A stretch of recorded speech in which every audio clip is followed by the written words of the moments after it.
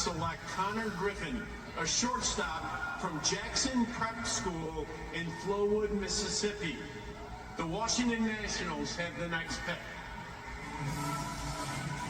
Konnor Griffin has got as much tools, if you will, as any high schooler in the country. The Pirates off a year in which they got schemes, go athlete now in high school. So I went watching this spring. I watched him pitch. He looked like Jack Flaherty. He's way better at hitting than being a pitcher. He's a top 50 pick as a pitcher. He's probably not going to pitch in football at all. I think he's Fernando Tatis Jr. He's 6'4". Welcome in, everybody, to Pros and Joes. As you know, I am not the host. Mike Hughes is not here, but we got to keep it moving. And you've seen the video. We have on Konnor Griffin, man. How you doing? I'm great, man. Thanks for having me on the show. Absolutely. So, you see the video, man, comps to Jack Flaherty, Fernando Tatis, is that fun to hear, or does that add some added pressure?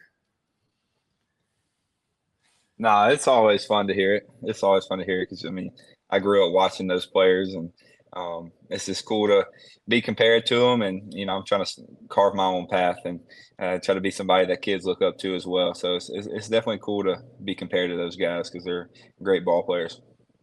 Absolutely. And, talking about guys to look up to, what I love is, we've had over 350 baseball players between both shows, but you're only the second, along with, Austin Riley, who's been on twice as well, that, went and skipped over college, went straight to the pros. And what I love about that, and the reason I bring it up, is Mississippi, right?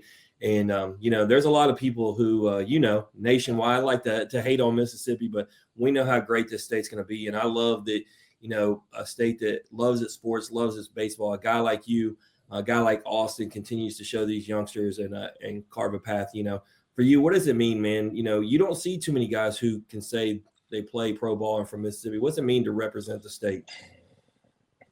Yeah, it means everything. That was my whole goal through the whole draft process was, to put Mississippi on the map, or show everyone that, there are baseball players that come from Mississippi, who can, get drafted high, who can make it through the minor leagues and play in the big leagues. That's what I'm trying to do. And I saw through the whole draft process, just being from Mississippi kind of was a negative thing. They say the high school competition isn't the same as other states and all of this, and I just the fire under me. Just want to prove people wrong and try to put Mississippi on the map the best that I can. Absolutely. I live next to Stone Grove in North Mississippi, and I definitely know the amount of talent that comes through this state. So I can disagree with it. But before we get into draft and all things Pirates, I wanted to bring up, man, I've seen videos of a lot of guys doing card ripping. I honestly started pulling from boxes. I got spoiled. First box I got a rare Skeens. So, that got me hooked. But then I started buying boxes, and I wasn't getting any of the guests of the show. And we have 58 guys that have autograph first Bowman, and so I wanted those and some other ones. And so I just went ahead and started, bidding and getting them on eBay. And I ain't gonna lie, yours is one of the last ones I got because I talked to your dad. They didn't have many cheap Konnor Griffins, but my favorite, I got 5 guys that we've had on the class of 2024 with the green 1 of 99. But I ask you, man, have you done some ripping some packs? Have you gotten into it at all? Yeah, I did one time. I went down to Baton Rouge and I went to Cards and Culture, and we up two big draft boxes, and I think I pulled about 5 of them. Not really cards, just kind of basic ones, but man, it's crazy to see. My baseball card is actually out there now. It's pretty cool. It's pretty cool to sit back and look at for sure. It's cool to keep up with it all. He's really put it on the map down there. And when you got guys like Dylan and company coming there for Fanatics Live, it's a real cool thing. Like I said, I don't, the big name guys of the world like Ohtani's, that aren't what moved the needle for me. I'm trying to get guys that we've had on the show, and that keeps me. I ain't gonna lie to you, Konnor. I've spent more money than I'd like to admit to my wife, but that's neither here nor there. All right. But let's get into draft night. It's every kid's dream. For you, we talked about on the show, but we pretty much knew, right? Top 10 LSU was not going to happen. when you have your name called that night, just talk about the emotions, talk about that moment with your family, because I know it meant everything. Yeah, it was a super cool moment, like you said. I mean, I've dreamed of it since I was a kid. Um, I sat there on that couch with all the people that have supported me around me, which was awesome. I'm glad everybody could make that event and just make it a wonderful time. So it was super cool hearing my name get called with the Pirates, and you know I feel like I landed with a great organization, and I've been down here in Florida getting ready for my first spring training, working with the hitting coordinators, defensive coordinators. Everybody's great. I've really enjoyed the Pirates organization so far, but man, draft night is something I'll always remember. Just having my family around, and just something I've always dreamed of. So it was a super cool experience, and wish I could do it over again. That was an awesome experience, especially just like meeting as many scouts as I did. Like, it was just all overall such a cool experience. Yeah, absolutely, and you earned all that, and that's the beauty of it. And you mentioned in the Pirates, historically they got a rough image, right? And Mike, as a Cubs fan, really likes to hate. Even now, even though I'm a Cardinals fan, I don't really do it, but I think, man, everything's turning around. So much, talent coming through the pipeline right now. I saw the list of y'all's top 10 guys in the system right now, and it's just an elite list. And I think the Pirates are no longer going to be that team that people in the Central, look down on. I think, for the future years, it's going to be serious. And I think it does start at the helm with Paul Skeens, and he earned that, right? And he moves the needle now. And I think a guy like that, a guy like you and others, it makes an attraction, right? Because PNC is already the number 1 rated ballpark in the country. That's nationwide rating. That's not even like a Pittsburgh thing. So it's an attractive ballpark. You start putting guys like y'all out there, it's gonna be a destination. So I think the Pirates got a big future. But I want to talk to you about what we saw in that video. They talk about the shortstop. They talk about the center field. Is it one of those things? Is there one you're looking forward to more than the other, or is it one of those things? Whatever they ask me to do, I'll do. Yeah, it's kind of whatever they ask me, I'll do. The Pirates seem to like me at shortstop right now to start off. I think that's where I'm going to play the majority of the season, is at short, and then if I need to fall back into the outfield, I will. And I feel like outfield kind of comes natural to me, so Mm-hmm.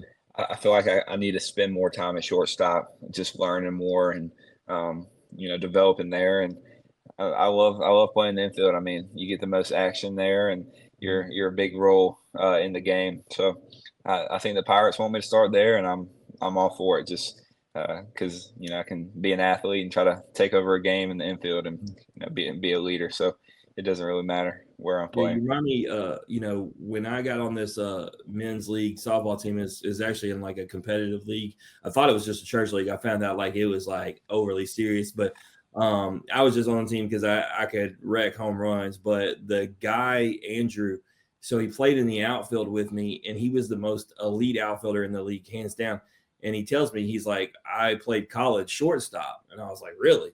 So one game he actually does go to shortstop, and I see this dude's like the most ridiculous shortstop. And here I was thinking he's the best center fielder I ever seen.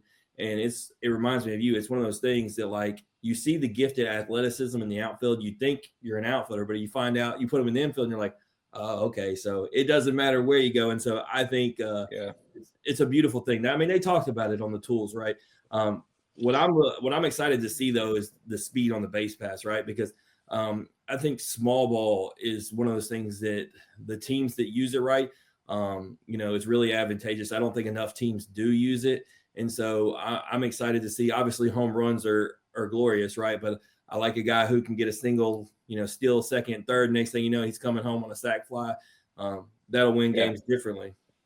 No doubt. I think that's the biggest thing about me, just being a 5-tool player. I think that's gonna be the biggest thing in my career, to me, that I feel like will take me, and get me to the big leagues the quickest, is just being able to be all over the field and doing certain things, using my speed.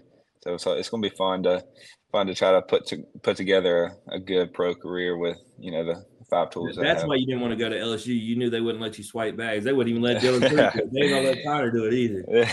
Yeah. I'm not gonna say that. I love We'll see if everything they about let you LSU. Derek Curriell take bags because Yeah, he's looking forward to it. yeah. He seems like he's gonna be right in the mix of everything. He looks good this fall. Yeah, he brought you up on his episode when I didn't even ask him about you personally. He was just talking about Team USA, and he was like, I'm not a big guy, but Konnor, he's blessed. And I was like, oh yeah, he ain't nothing little about Yeah. Konnor. I love Derek. He's a great guy. Oh yeah, the as a matter of fact, I'll bring that up real quick before I actually do ask the Pirates questions. The depth of LSU, man. I don't know how much you've gotten to look into it. Like, I think this year Jay Johnson has the hardest job in America, because if you look at like a roster like Texas A&M, they're loaded, but it's really just that top 9 heavy. LSU, there's 7 guys in the outfield particularly that are elite. Like, I have no idea. Like, people are asking me who's going to start. I'm like, man, I don't know. Like, Jake Brown and Derek Curriell are who I want, but like they got to compete with all these other guys. Like, when it comes to that, like, how do you think a coach, that opening weekend, when you have that kind of depth, is it simply as who maybe earned it in the scrimmages? Or do you like maybe roll upperclassmen and give them their shot first because they've been there longer? Like, how would you approach that? I don't know. I've seen video. I mean, there's guys moving all over the field.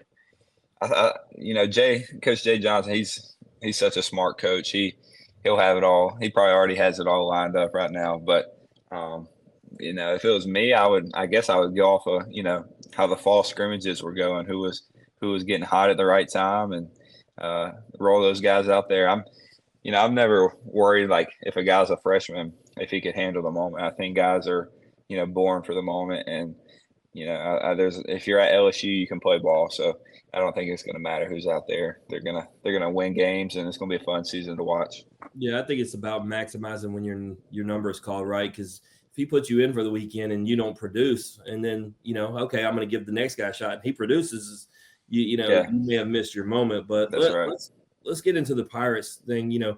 Mike's favorite question, if he's here, he is more my source when it comes to minor league baseball.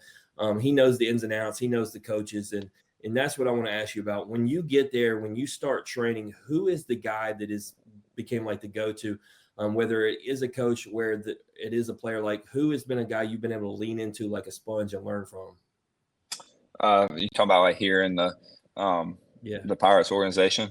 Yeah. I mean, there's been a ton of great coaches I've met already. I would say Chris Truby. He's an infield coach here, and he moves throughout the whole organization. I've been working with him. He's taught me a lot so far about the infield. That I played infield in high school. I didn't really understand it a whole lot. So it's been awesome working with him on just the ins and outs of shortstop, because I feel like I have a lot to learn there. So I'll say Coach Truby he's been great, and I mean all the hitting coaches. They're kind of, the good thing is that I played in like 8 complex games, so I got to see some pro pitching. They weren't trying to change nothing. They were just trying to let me learn and experience some pro pitching, and then let me sit down and watch some video, and then we talk about what I could possibly do better to get me in a better spot. So it's been a lot of player led. You're drafted number 9, and you could have an ego about you, but I talked to you, and I talked to your dad, and I know you're very humble, you're very grounded. So you're going to look to guys, you're going to look to coaches to learn. You don't think that you have it all together, and that's why I think when you have the opportunity around these guys who've already been in a league and a chance to learn from them, I think you're not going to be afraid to ask questions and trying to learn. And with that, is there any guys, and you may not, but is there anybody in the Pirates organization player wise where you would like to learn from them just because they've got a lot of experience? Yeah, for sure. I think one that comes to mind is maybe sitting down and talking with Andrew McCutcheon here at spring training. So I'll be at big league camp, so I'm going to get to be around all those guys, and I think that's one guy I'm just going to sit down and talk with. I mean, he's a veteran. He's done it for years. He definitely knows the ins and outs of it. So I'll just sit down and pick his brain a little bit, and just see little pieces of advice that I could pick up for my journey. Yeah, when you think Pirates, like historically, he's a guy. I mean, you felt like he was around forever, and doing it at such a high level. So absolutely, I think that's the right guy. Talking about guys in the league, this is a hot debate me and Mike have. He says I haven't caught up with the times yet when it comes to Shohei Ohtani, and what I mean by that is he has 3 MVPs. He now has the World Series. Mike Trout has 3. And I feel like I want to bring it up with you because I feel like when we talk about Mike Trout's, defensive play in the outfield, I told Mike that I said, if Mike Trout is healthy, I said, I still feel like Mike Trout's the better player. And I get Ohtani pitches. So I ask you, if you were on a team, would you rather have Ohtani or Mike Trout with you? Man, that's a tough one. It's a loaded question, but it is. I don't know. I know you're an elite defensive player, and I think people get caught up with Mike Trout being hurt, and they're watching Ohtani and what he's doing, and I think they forget that literally the stats say when it comes against the WAR stat, there's never been anyone better. That guy. Oh, and then the base pass, right? Like the steals that Ohtani put up this year, Trout hasn't played with the new rules yet, really, because he hasn't been healthy. He can swipe 50 bags too. Yeah. I think I'm gonna go Mike Trout. I mean, you got his bat, his speed, and then there's not gonna be much falling in the outfield with him in center field. He's always been a great player, and I mean, I hate to see him hurt as much as he has been, but I think it's definitely a close decision for sure. But I think I'd rather have Trout.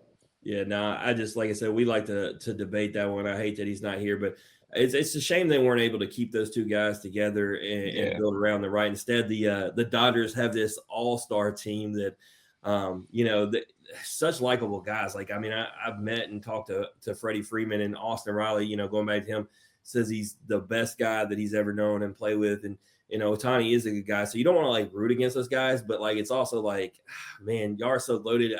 I feel like I have to root against you. It's kind of like Sunday in the Super Bowl. Like, Patrick Mahomes didn't do anything wrong to anybody, but it's like, man, I'm rooting against y'all. Right, for sure. The other question I wanted to ask you is a fun one, man. These minor league mascots, I got to ask you, the Rumble Ponies' new alternate is the bathtub donkeys. Are these mascots getting a little too out of control, or do you think it's key to? I mean, I have a lot of the hats, man. I got the yard goats, I got the lunatics, I got the trash pandas.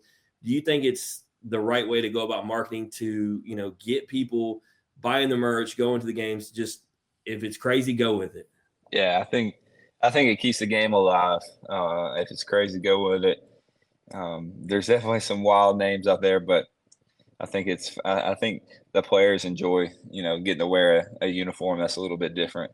I think it's fun. I was looking at y'all. You don't got to deal with too much Indians, Curve, Marauders, and you may be doing just like Paul if it all goes right, not wearing them more than once or twice, right? So we'll see. But luckily, you don't have to do with anything too crazy. That's right.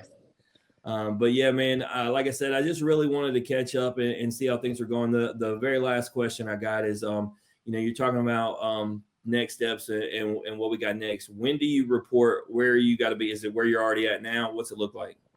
Yeah, so I've already reported for it's like a mini camp right before spring training.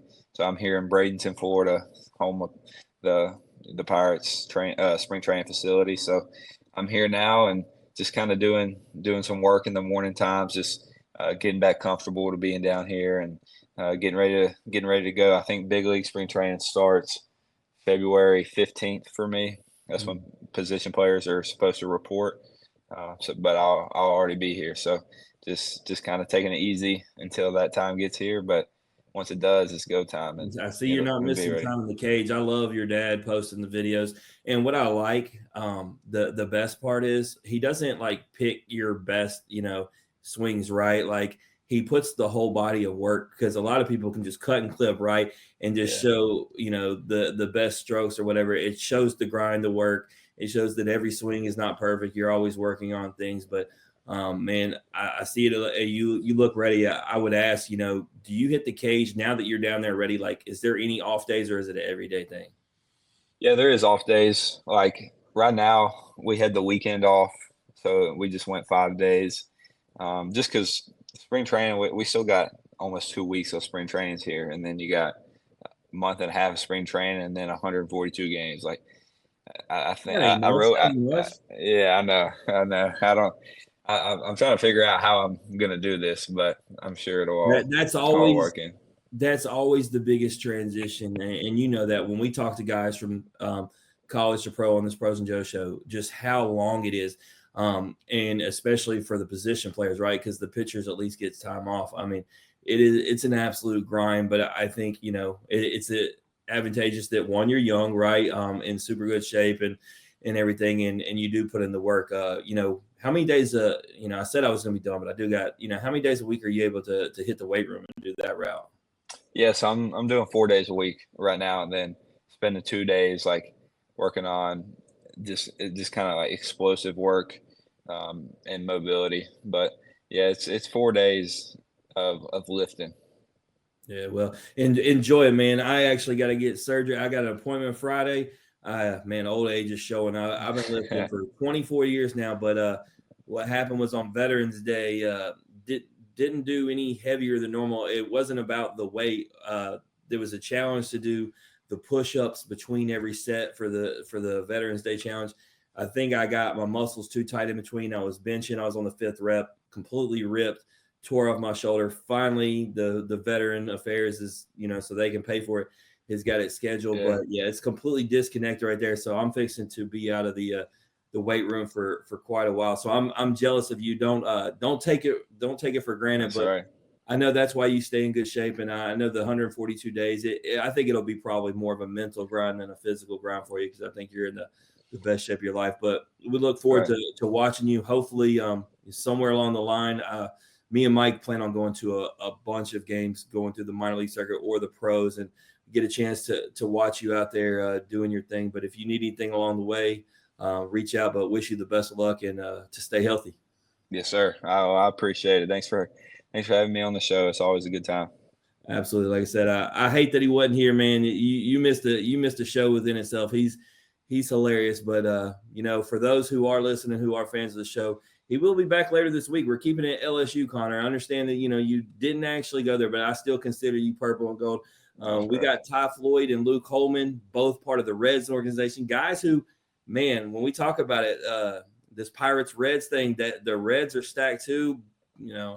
I think it's going to be a turn in the Central. I think it's for a long time it was the Cardinals and the Brewers, but I think it's time, Konnor. I think we're going to get a Pirates Reds showdown going forward in the Central. That's right. That's what we hope for sure. All right, brother. Well, you take it easy, and I'll talk to you soon. All right. Appreciate it, man.